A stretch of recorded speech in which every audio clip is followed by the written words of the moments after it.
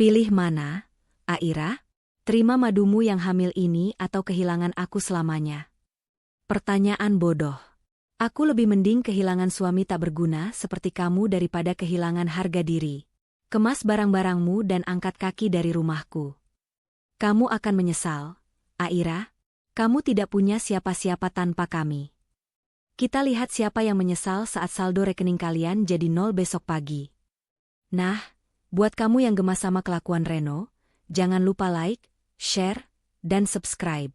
Tulis nama dan kota kamu di kolom komentar. Ketik hadir ya. Dukungan kalian sangat berarti untuk channel ini. Berani sekali kamu menginjakkan kaki di sini setelah apa yang kamu lakukan, Reno. Dan siapa perempuan ini? Kenapa dia memakai baju tidur yang baru aku beli? Jaga bicaramu, Aira. Seli ini madumu. Aku sudah menikahinya secara siri sebulan lalu. Dia sedang hamil, dia butuh tempat tinggal yang layak, bukan kontrakan sempit. Jadi, mulai hari ini dia tinggal di sini dan kamu yang harus merawatnya. Kamu gila? Kamu sadar tidak siapa yang membayar cicilan rumah ini? Siapa yang mengisi perutmu setiap hari? Kamu itu pengangguran, Reno. Dan sekarang kamu bawa selingkuhanmu masuk rumahku. Aira, cukup. Ibu yang menyuruh Reno membawa Seli ke sini. Kamu itu istri macam apa? Kerja terus dari pagi sampai malam, jarang di rumah, tidak bisa kasih Reno keturunan. Seli ini berkah buat keluarga kita karena dia hamil. Berkah? Ibu katakan? Ibu tahu tidak kalau uang yang ibu pakai untuk beli perhiasan itu adalah uang hasil kerja keras saya? Dan sekarang ibu mendukung perselingkuhan anak ibu sendiri di rumah saya. Jangan sombong kamu, Aira. Harta itu milik suami kalau sudah menikah. Jadi rumah ini juga milik Reno. Seli, masuk nak, pilih kamar mana saja yang kamu suka. Kamar utama juga boleh kalau kamu mau. Terima kasih, Ibu. Mbak Aira, jangan galak-galak ya, nanti bayinya stres. Aku mau minum jus jeruk ya. Tolong buatkan yang segar, aku mulai mual soalnya. Jus jeruk? Kamu pikir aku pembantu di sini? Keluar kalian semua. Keluar dari rumahku sekarang juga. Aira, jangan memancing emosiku. Kalau kamu mengusir kami, aku akan ceraikan kamu detik ini juga. Kamu mau jadi janda di usia 22 tahun? Mau ditaruh di mana muka kamu? Cerai? Kamu pikir aku takut? Reno, dengar baik-baik. Aku lebih baik jadi janda daripada punya suami parasit yang tidak tahu diri seperti kamu. Kamu ancam aku dengan perceraian? Bagus. Itu yang aku tunggu. Aira, kamu jangan main-main. Tanpa Reno, kamu itu cuma perempuan egois yang tidak punya harga diri di mata masyarakat. Masyarakat mana, Bu? Masyarakat yang tahu kalau ibu dan Reno hidup dari belas kasihan saya? Reno, kamu bilang Seli sedang hamil anakmu? Kamu yakin itu anakmu? Maksud kamu apa, Aira? Jangan menghina Seli. Aku tidak menghina, aku bicara fakta. Seli, kamu tidak bilang pada Reno kalau kamu juga sering terlihat di klub malam dengan laki-laki lain saat Reno sedang tidur di rumah ini. Itu bohong. Reno, jangan percaya dia. Dia cuma mau memfitnahku karena iri aku bisa hamil. Terserah kalian mau percaya atau tidak. Tapi satu hal yang pasti, rumah ini atas namaku. Mobil yang kamu pakai itu atas namaku. Dan semua fasilitas di sini adalah milikku. Reno, ambil barang-barangmu sekarang atau aku panggil security untuk menyeret kalian secara kasar. Kamu tidak bisa melakukan ini, Aira. Aku suamimu. Suami yang tidak bekerja? Suami yang cuma bisa minta uang jajan? Mulai detik ini, tidak ada Rp1 pun yang akan keluar dari dompetku untuk kalian. Ibu Mira, silakan bawa anak kesayanganmu ini pergi. Oh, dan Seli, bawa juga perutmu itu keluar dari sini. Aira, kamu keterlaluan. Ibu tidak akan memaafkanmu. Saya tidak butuh dimaafkan oleh orang yang merestui pengkhianatan. Pergi. Sekarang. Reno, ayo pergi. Biarkan dia sendirian di rumah besar ini. Kita lihat berapa lama dia bisa bertahan tanpa kita. Paling besok dia sujud-sujud minta kita kembali. Aku tidak akan pernah kembali pada sampah. Satpam. Seret mereka keluar. Awas kamu ya, Aira. Kamu akan jatuh miskin tanpa restu dari suami dan mertua. Kamu akan menyesal. Kita lihat siapa yang akan membusuk di jalanan. Selamat menikmati hidup barumu, Reno. Selamat datang di dunia nyata tanpa uangku. Aira, buka pintunya. Kamu tidak bisa mengunci kami di luar seperti ini. Ini masih jam 2 pagi, kamu mau kami tidur di mana? Bukan urusanku, Reno. Tidur saja di aspal atau di depan gerbang. Bukankah kamu laki-laki hebat yang berani poligami? Harusnya kamu sudah punya rencana cadangan, bukan malah merengek di depan rumahku. Aira, jangan keterlaluan. Ibu kedinginan di luar sini. Kamu ini benar-benar menantu durhaka, ya?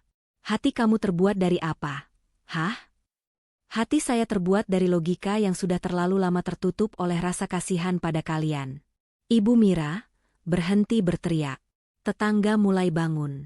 Apa ibu mau saya umumkan ke seluruh komplek, kalau anak ibu yang pengangguran ini baru saja membawa selingkuhannya ke rumah? Mbak Aira, tolong kasihanilah bayiku. Di luar dingin sekali, aku mual dan pusing. Setidaknya izinkan aku masuk untuk mengambil tasku. Tas yang mana? Seli? Tas bermerek yang kamu beli pakai uang hasil curian Ibu Mira dari toko bungaku? Jangan harap. Semua barang yang dibeli dengan uangku, sekarang menjadi milikku kembali sebagai ganti rugi. Apa maksudmu, Aira? Ibu tidak pernah mencuri uangmu. Ibu cuma pakai sedikit untuk keperluan mendesak. Sedikit? 200 juta dalam 6 bulan itu ibu bilang sedikit? Saya punya semua bukti mutasi rekening toko, Bu. Saya punya rekaman CCTV setiap kali ibu mengambil uang tunai dari kasir tanpa mencatatnya. Apa ibu mau saya serahkan bukti-bukti ini ke polisi sekarang juga? Aira, kamu menjebak ibu. Saya tidak menjebak. Saya hanya mengamati. Saya cerdas, Bu. Saya tidak mungkin membiarkan orang lain mengelola aset saya tanpa pengawasan ketat. Saya diam selama ini karena saya pikir ibu tahu diri, tapi ternyata ibu malah membiayai perempuan ini dengan uang saya. Reno, lakukan sesuatu. Kenapa kamu diam saja melihat ibu dihina seperti ini? Aira, bicarakan baik-baik. Kita bisa kompromi. Seli bisa tinggal di paviliun belakang saja, dia tidak akan mengganggumu. Tapi tolong, jangan bawa-bawa polisi. Kita ini keluarga. Keluarga tidak saling mengkhianati, Reno. Keluarga tidak membawa gundik ke tempat tidur istrinya. Dan satu lagi, jangan panggil aku, Aira, dengan nada memohon seperti itu.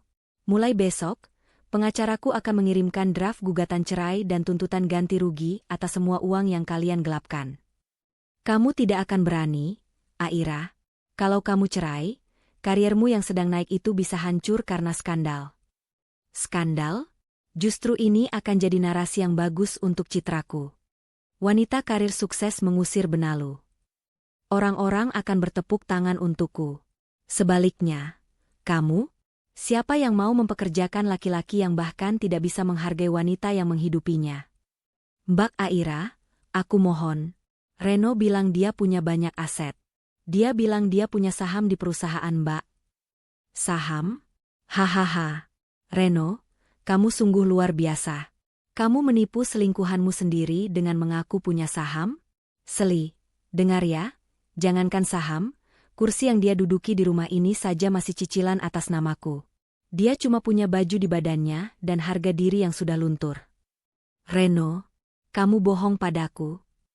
Kamu bilang kamu bos di perusahaan itu. Seli, diam. Aira, tolong kasih aku waktu 1 minggu saja untuk cari kontrakan. 1 menit pun tidak.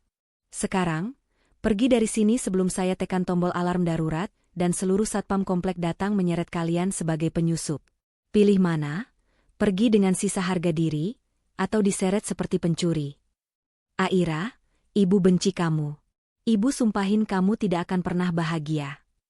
Sumpah dari orang yang merestui perzinahan tidak akan sampai ke langit. Bu, silakan pergi. Oh, Reno, jangan lupa bawa Seli ke klinik. Aku ingin tahu apa dia benar-benar hamil anakmu, atau dia cuma butuh dompet baru. Awas kamu, Aira.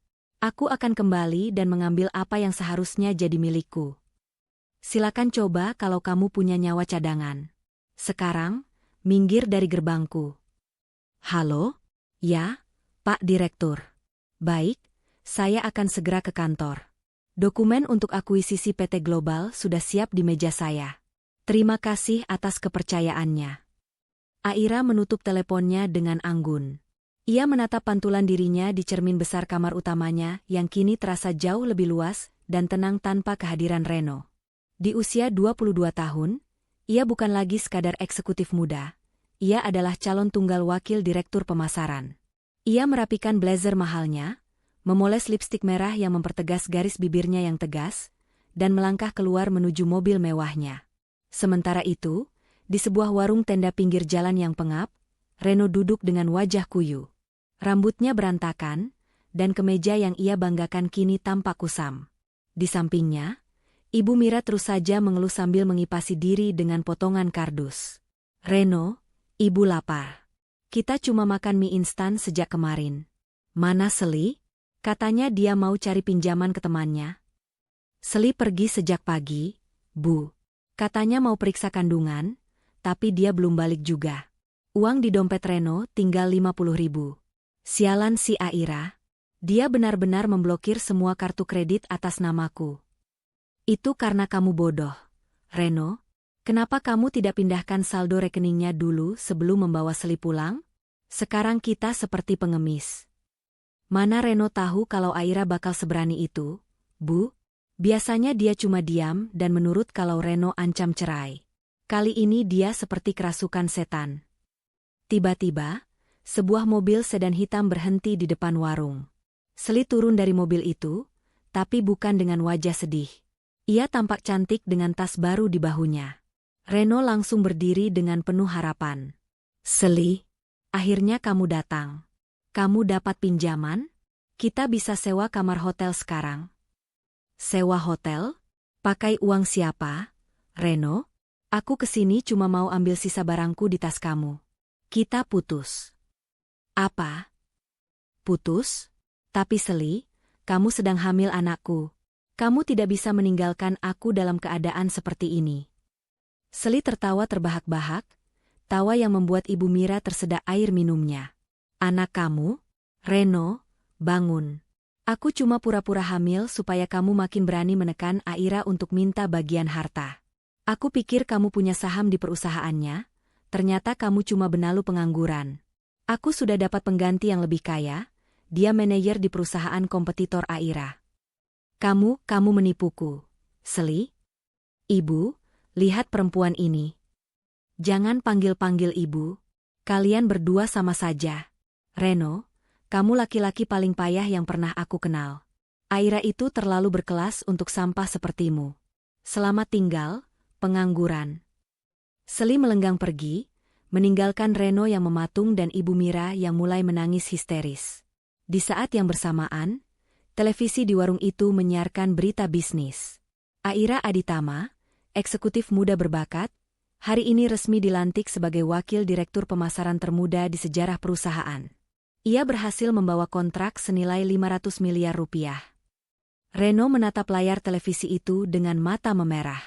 Di sana, Aira tampak sangat cantik, bersalaman dengan jajaran direksi, dikelilingi oleh lampu kilat kamera. Ia terlihat seperti ratu yang baru saja memenangkan tahta, jauh dari gambaran istri yang bisa ia injak-injak. Itu istriku, Bu. Seharusnya aku ada di sampingnya sekarang. Seharusnya uang 500 miliar itu bisa aku nikmati. Istrimu? Kamu sudah membuangnya, Reno, dan sekarang dia jauh di atas langit. Sementara kita ada di selokan. Ini semua gara-gara ide gilamu membawa Seli. Diam, Bu. Aku harus menemui Aira. Aku harus minta maaf. Dia pasti masih cinta padaku. Dia cuma emosi sesaat. Kalau aku sujud di kakinya, dia pasti luluh dan membawaku kembali ke rumah mewah itu. Reno bergegas pergi meninggalkan ibunya, berlari menuju kantor pusat tempat Aira bekerja. Ia tidak sadar bahwa di depan gedung itu, tim keamanan sudah memegang foto wajahnya dengan instruksi tegas. Dilarang masuk dan segera hubungi polisi jika memaksa. Aira yang berada di lantai 20, menatap ke arah jalanan dari jendela kaca besarnya. Ia melihat sosok pria kecil di bawah sana yang sedang diusir oleh petugas keamanan. Ia menyesap kopinya, tersenyum, lalu kembali fokus pada layar laptopnya yang menampilkan grafik keuntungan yang terus meningkat. "Maaf, Pak, Anda tidak terdaftar dalam daftar tamu undangan. Silakan meninggalkan area hotel sebelum kami bertindak tegas." "Kamu tidak tahu siapa saya?" "Saya suaminya Aira. Saya suami dari wakil direktur yang sedang kalian rayakan di dalam." "Minggir, saya mau masuk." Reno mencoba menerobos barisan petugas keamanan di lobi Hotel Bintang 5 tempat pesta pelantikan Aira berlangsung. Pakaiannya adalah jas lama yang sudah sedikit sempit dan berbau apek, karena disimpan di tas plastik selama beberapa hari. Di belakangnya, Ibu Mira mencoba memasang wajah angkuh, meski kakinya lecet karena memakai sepatu hak tinggi yang sudah usang. "Benar, saya ini mertuanya Aira. Kalian berani menghalangi kami? Nanti saya suruh Aira memecat kalian semua." Para tamu undangan yang mengenakan gaun malam dan tuxedo mahal, mulai menoleh dengan pandangan jijik. Bisik-bisik mulai terdengar, memenuhi ruangan yang megah itu. Di tengah kegaduhan itu, pintu aula besar terbuka. Aira melangkah keluar dengan gaun berwarna emas yang memeluk tubuhnya dengan sempurna. Ia tampak sangat berkuasa, sangat berkelas, dan sangat jauh. "Ada apa ini? Kenapa berisik sekali di depan ruang acaraku?" "Aira, sayang. Lihat, petugas-petugas ini kasar sekali pada suamimu. Kasih tahu mereka siapa aku, biar mereka tahu rasa." Reno mencoba mendekat, namun dua petugas keamanan menahan pundaknya dengan kuat. Aira menatap Reno dari ujung rambut hingga ujung kaki. Tidak ada kemarahan di matanya, yang ada hanyalah tatapan kosong seolah ia sedang melihat tumpukan sampah di pinggir jalan. "Suami? Maaf, sepertinya Anda salah orang. Saya tidak punya suami yang penampilannya seperti gelandangan. Saya hanya punya mantan suami yang sedang dalam proses cerai, karena kasus perselingkuhan dan perzinaan." Suara Aira yang tenang namun jernih itu terdengar ke seluruh penjuru lobi. Beberapa tamu yang merupakan rekan bisnis Aira langsung mengeluarkan ponsel mereka, mengabadikan momen memalukan itu. "Aira, jangan bicara begitu. Aku ini suamimu. Aku minta maaf soal Seli, dia cuma masa lalu. Aku sudah sadar sekarang, aku butuh kamu. Kita mulai lagi dari nol ya." "Mulai dari nol? Reno, saat ini saldo rekeningku bertambah 1 miliar setiap bulannya. Sementara kamu bahkan tidak punya uang untuk membayar parkir motor. Kita tidak berada di level yang sama lagi untuk bicara tentang kita. Aira, kamu tidak boleh sombong. Ibu yang sudah merestui kalian dulu. Kamu harus ingat jasa ibu." "Jasa apa, Bu Mira? Jasa menguras uang toko saya? Atau jasa mencarikan istri siri untuk anak ibu sendiri?" "Oh, bicara soal uang toko, Pak Polisi, silakan masuk." Dari balik kerumunan tamu, 2 orang polisi berseragam muncul. Wajah Ibu Mira langsung pucat pasi. Ia mencoba bersembunyi di balik punggung Reno yang juga gemetar ketakutan. "Ibu Mira, atas laporan penggelapan dana perusahaan sebesar 250 juta rupiah, Anda kami amankan untuk pemeriksaan lebih lanjut. Silakan ikut kami ke kantor." "Tidak. Aira, tolong. Jangan panggil polisi. Ibu minta maaf. Reno, lakukan sesuatu." "Lakukan sesuatu, Reno? Apa yang bisa dilakukan oleh pria pengangguran yang bahkan jasnya saja hasil pinjaman? Polisi sekalian, bawa juga pria ini. Dia melakukan ancaman kekerasan saat saya mengusirnya tempo hari. Saya punya rekaman CCTV-nya." "Aira, kamu kejam. Kamu perempuan iblis. Kamu sengaja melakukan ini di depan semua orang." "Bukan aku yang kejam, Reno, tapi hukum dan kenyataan yang sedang menghampirimu. Kalian yang memilih untuk masuk rumahku membawa kehancuran, jadi aku hanya mengembalikan kehancuran itu ke tangan kalian masing-masing." Seret mereka keluar. Reno berteriak-teriak histeris saat petugas keamanan menyeretnya keluar dari lobi mewah itu. Ibu Mira menangis meraung-raung saat borgol melingkar di tangannya. Para tamu undangan bertepuk tangan, bukan karena drama itu, tapi karena ketegasan Aira dalam menjaga martabatnya. Aira kembali merapikan gaunnya, tersenyum pada para kolega bisnisnya, dan kembali masuk ke dalam aula. Ia berjalan menuju panggung, berdiri di bawah lampu sorot, dan mengangkat gelas sampanyenya tinggi-tinggi. Terima kasih semuanya. Hari ini saya belajar satu hal, sukses adalah balas dendam terbaik bagi mereka yang meremehkan kita. Mari kita rayakan kesuksesan ini. Malam itu, Aira tidak hanya merayakan jabatan baru, tapi juga kebebasan mutlak dari masa lalunya yang kelam. Di luar sana, di bawah guyuran hujan, Reno duduk bersimpuh di trotoar setelah diusir paksa, menatap gedung hotel yang tinggi itu dengan penyesalan yang membakar jiwa.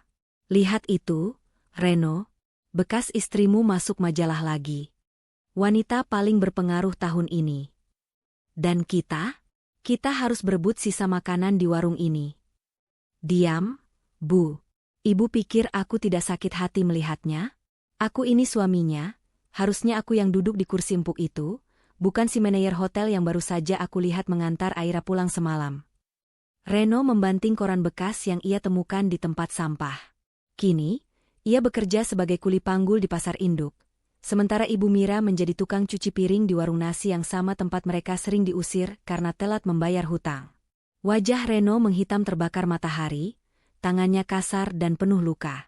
Tak ada lagi sisa-sisa pria perlente yang dulu selalu tampil rapi dengan uang saku dari Aira. Di sisi lain kota, Aira sedang melangkah keluar dari sebuah jet pribadi. Ia baru saja menyelesaikan akuisisi bisnis di Singapura. Di sampingnya berjalan seorang pria tinggi, berwibawa, bernama Adrian, seorang pemilik jaringan hotel internasional yang telah lama mengagumi kecerdasan Aira. Aira, proyek di Bali sudah siap. Kamu mau meninjau lokasinya besok? Aku sudah menyiapkan villa terbaik untukmu. Terima kasih, Adrian. Tapi aku harus mengecek laporan dari toko bungaku dulu. Aku baru saja memecat pengelola lamanya dan menempatkan orang profesional di sana. Aku tidak mau ada lagi lubang tikus yang mencuri uangku. Kamu sangat teliti. Itu sebabnya aku tertarik bekerja sama denganmu, bukan hanya karena bisnismu, tapi karena caramu menghargai dirimu sendiri. Aira hanya tersenyum tipis. Ia sudah tidak mudah baper dengan kata-kata manis. Baginya, bukti kesuksesan adalah satu-satunya bahasa yang ia mengerti sekarang.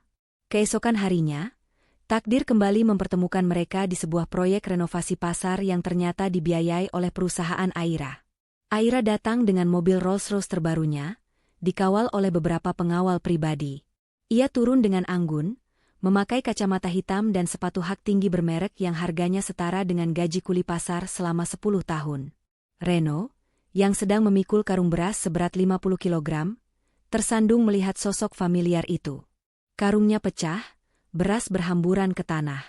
Aira, ini aku, Reno. Reno mencoba mendekat, tapi para pengawal langsung menghalangi. Aira berhenti sejenak, menurunkan sedikit kacamatanya. Siapa pria ini? Kenapa dia memanggil namaku dengan cara yang tidak sopan? Aira, ini aku, suamimu. Lihat keadaanku, Aira. Aku menderita. Ibu masuk rumah sakit karena darah tinggi dan kami tidak punya uang. Tolong, kasihani kami sedikit saja. Maaf, Pak Kuli. Saya tidak punya suami. Saya juga tidak mengenal Anda. Kalau Anda butuh bantuan, silakan hubungi yayasan sosial, bukan saya. Aira, kamu kejam. Kamu kaya raya tapi membiarkan mantan mertuamu mati kelaparan. Mana hati nuranimu? Aira melangkah maju satu langkah, menatap Reno dengan tajam hingga pria itu menciut. Hati nurani saya sudah habis saat kamu membawa selingkuhanmu masuk ke kamar saya. Kamu ingat kata-katamu dulu? Kamu akan menyesal, Aira. Sekarang lihat, siapa yang sedang berlutut di tanah dan siapa yang berdiri di atas sana? Reno, keberuntunganmu sudah habis saat kamu memilih untuk berkhianat. Mbak Aira, ini ada laporan kalau pria ini juga sering mencuri sisa sayuran di pasar untuk makan ibunya. Lapor salah satu mandor pasar. Oh, begitu? Baiklah. Karena saya pemilik baru lahan pasar ini, saya punya kebijakan baru. Semua pekerja yang tidak jujur dan punya catatan kriminal, pecat hari ini juga.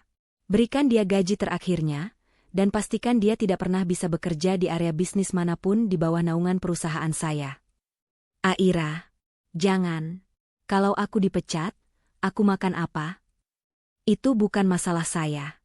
Makanlah harga dirimu yang dulu kamu banggakan itu. Ayo, Adrian, tempat ini mulai bau keringat. Aira berbalik tanpa menoleh lagi. Reno berteriak-teriak seperti orang gila di tengah pasar, ditertawakan oleh sesama kuli yang lain. Ia kini kehilangan satu-satunya pekerjaan kasar yang ia punya.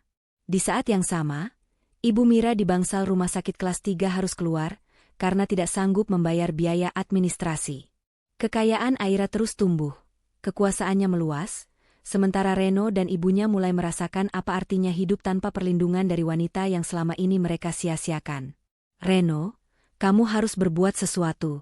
Ibu tidak mau mati di peran toko. Lihat ini. Kaki ibu sudah bengkak, tapi kita bahkan tidak punya uang untuk beli balsem. Diam, Bu. Aku sedang berpikir. Kalau cara halus tidak bisa, maka kita pakai cara kasar. Aira itu kaya raya, hartanya tidak akan habis kalau cuma diambil sedikit. Malam ini, aku akan masuk rumah itu. Aku masih ingat kode akses pintunya, dia pasti terlalu sombong sampai lupa menggantinya. Tapi Reno, itu bahaya. Kalau ketahuan bagaimana? Lebih bahaya kalau kita mati kelaparan. Bu, ibu tunggu di sini, siapkan karung. Kita ambil apa saja yang bisa dijual. Perhiasan, jam tangan, atau tas-tas mahalnya itu. Malam itu, di bawah kegelapan yang pekat, Reno mengendap-endap menuju gerbang belakang rumah mewah Aira. Dengan tangan gemetar, ia memasukkan kode angka pada panel digital. Beep. Lampu indikator berubah hijau. Reno tersenyum licik. Dugaannya benar, Aira terlalu sibuk dengan bisnisnya hingga lupa hal sekecil ini.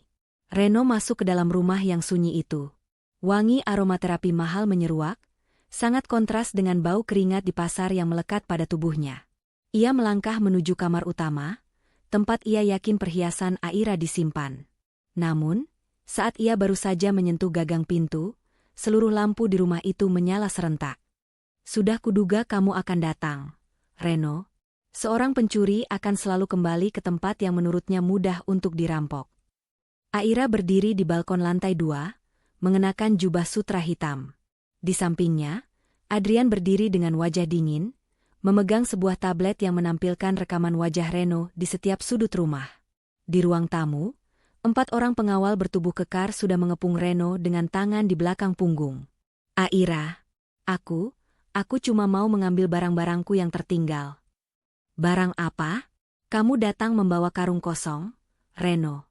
Apakah barangmu berbentuk kalung berlian dan jam tangan Rolex? Tegak kamu, Aira, kamu jebak aku? Aku tidak menjebakmu. Aku hanya membiarkanmu menunjukkan jati dirimu yang sebenarnya. Tapi sebelum kamu kembali ke penjara, ada sesuatu yang perlu kamu tahu. Kamu selalu bertanya-tanya kenapa aku bisa sukses secepat ini di usia 22 tahun, kan? Aira berjalan turun dengan langkah pelan yang menggema di lantai marmer. Kamu pikir aku hanya beruntung? Tidak, Reno. Keluargaku dulu sangat kaya, jauh lebih kaya darimu. Tapi ayahmu adalah orang yang menghancurkan bisnis ayahku 10 tahun lalu dengan fitnah keji. Ayahku bangkrut, kena serangan jantung, dan meninggal dalam kemiskinan. Reno terbelalak. Wajahnya pucat pasi. Maksudmu apa? Ayahku sudah meninggal lama sekali. Benar. Dan aku sengaja mendekatimu, membiarkanmu menikahiku, hanya untuk melihat apakah anak dari pria penghancur itu punya nurani. Tapi ternyata buah jatuh tidak jauh dari pohonnya. Kamu dan ibumu sama-sama rakus dan licik. Aku sudah merencanakan kehancuranmu bahkan sebelum kita mengucap janji pernikahan. Jadi, selama ini kamu pura-pura mencintaiku? Kamu hanya memanfaatkan aku untuk balas dendam. Cinta? Untuk pria yang bahkan tidak bisa mengejak kata setia? Jangan bercanda. Aku memberimu kesempatan untuk hidup enak. Tapi kamu malah membawa selingkuhan ke rumahku. Itu mempermudah segalanya. Kamu yang mempercepat kehancuranmu sendiri. Adrian melangkah maju, menyerahkan ponselnya kepada Aira. Polisi sudah di depan gerbang. Aira, Bukti rekaman percobaan pencurian ini sudah cukup untuk menjebloskannya ke penjara selama 5 tahun. 5 tahun? Tidak. Aira, aku mohon. Aku melakukan ini demi ibu. Ibumu? Dia juga akan menyusulmu atas kasus penggelapan uang yang kemarin. Kalian akan punya banyak waktu untuk mengobrol di balik jeruji besi. Bawa dia keluar. Reno meronta-ronta saat para pengawal menyeretnya keluar.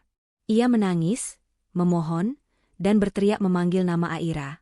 Namun wanita itu sama sekali tidak bergeming. Aira hanya berdiri diam, menatap kosong ke arah pintu yang tertutup. "Kamu baik-baik saja?" tanya Adrian lembut sambil menyentuh bahu Aira. "Aku merasa sangat ringan, Adrian. Beban 10 tahun ini akhirnya terangkat. Dendam ayahku sudah lunas, dan benalu itu sudah berada di tempat yang seharusnya." Aira menarik napas dalam, menghirup udara kemenangannya.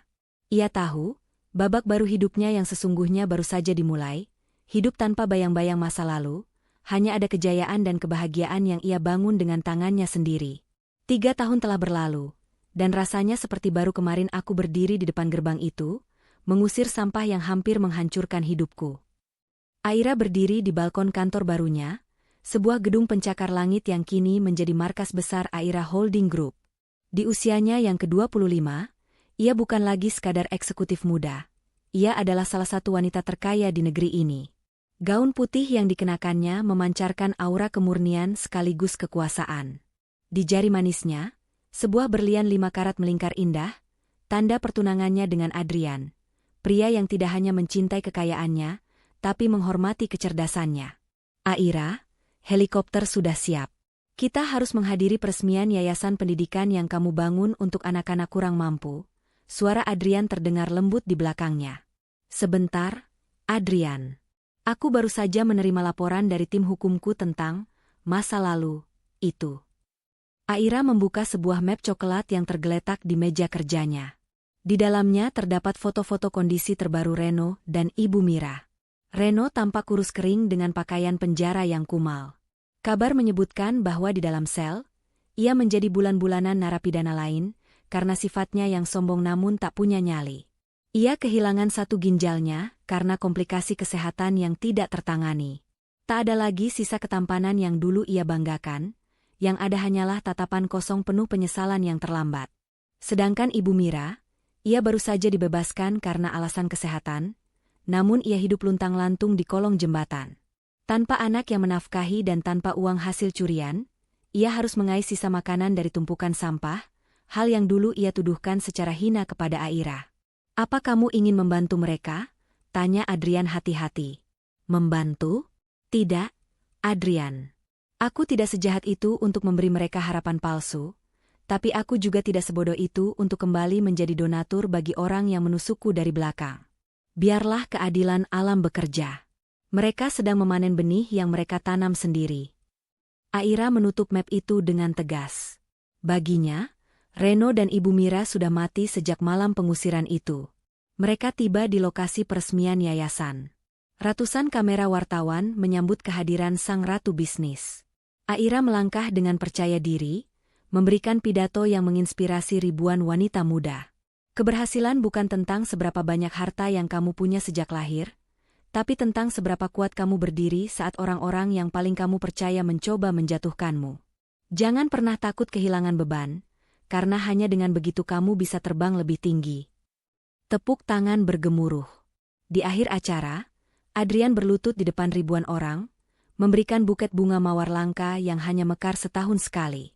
"Untuk wanita terkuat yang pernah aku kenal. Mari kita bangun masa depan bersama, tanpa ada lagi rahasia dan pengkhianatan." Aira tersenyum tulus, sebuah senyuman yang belum pernah ia berikan pada Reno selama pernikahan mereka. Ia merasa lengkap. Ia memiliki karir yang tak tergoyahkan, kekayaan yang melimpah, dan pasangan yang setara dengannya. Malam itu, Aira duduk di ruang tengah rumah mewahnya yang baru, menyesap teh hangat sambil melihat pemandangan kota dari ketinggian. Ia teringat Seli, yang kabarnya kini menjadi buronan kasus penipuan bersama kekasih gelapnya. Semua antagonis dalam hidupnya telah tumbang, hancur oleh keserakahan mereka sendiri. Aira mematikan lampu ruangannya, membiarkan cahaya bulan masuk. Ia memejamkan mata dengan tenang. Hidupnya kini adalah sebuah karya seni yang sempurna, sebuah bukti nyata bahwa kecerdasan dan harga diri seorang wanita adalah senjata paling mematikan bagi pria yang mencoba bermain api.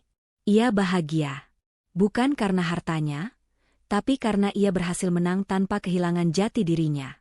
Cerita pengkhianatan itu telah usai, dan kini hanya ada bab-bab kebahagiaan yang menunggunya di depan sana.